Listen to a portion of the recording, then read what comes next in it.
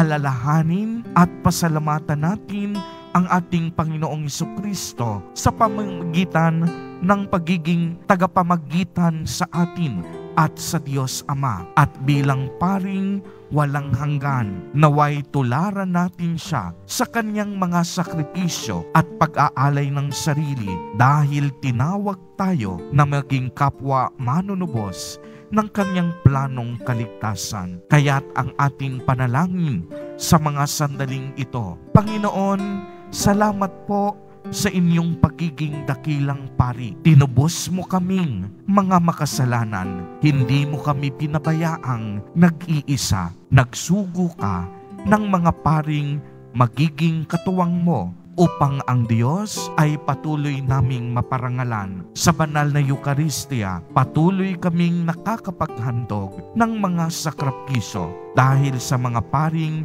ginawa mong instrumento. Salamat, Ama, sa biyaya ng mga pari, tulungan at patnubayan po ninyo kami. Amen. Purihin at dakilain natin ang ating Panginoon, ang mahal na poong Jesus Nazareno.